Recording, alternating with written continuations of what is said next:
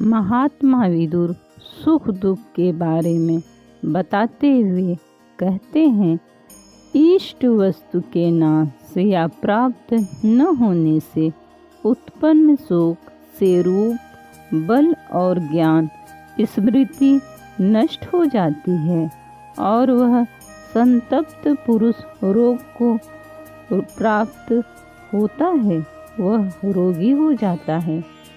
शोक से कोई वस्तु इष्ट प्राप्त होने योग्य नहीं होती, अर्थात शोक चिंता करने से इष्ट वस्तु प्राप्त नहीं होती, उल्टा शरीर पीड़ित होता है। शत्रु लोग शोक चिंता में डूबा हुआ जानकर प्रसन्न होते हैं, इसलिए शोक चिंता में मन को मत लगाओ। मनुष्य पुनः पुनः मरता है, उत्पन्न होता है, क्षीण होता है, बढ़ता है, याचना करता है अथवा उससे याचना की जाती है, शोक करता है अथवा शोक किया जाता है। अर्थात मनुष्य कभी भी एक रूप में नहीं रहता, सुख दुख लगे ही रहते हैं, अतः शोक करना व्यर्थ है।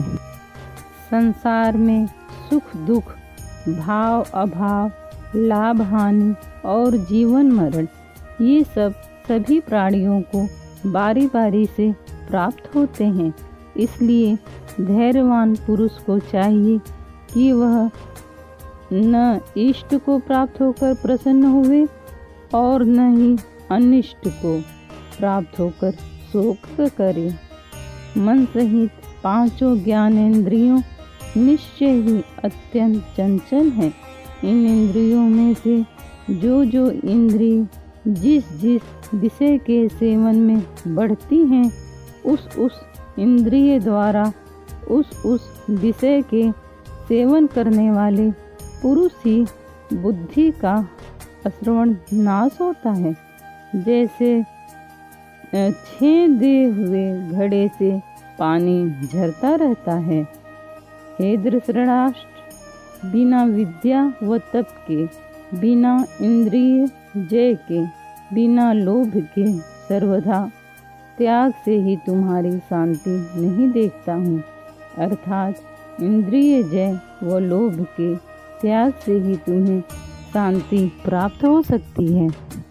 महात्मा विदुर बताते थे, ज्ञान से भय को दूर किया जा सकता है, तप से महत ब्रह्म को प्राप्त होता है, गुरु की सेवा से ज्ञान को प्राप्त होता है और योग सुख दुख आदि में संभाव से शांति को प्राप्त करता है।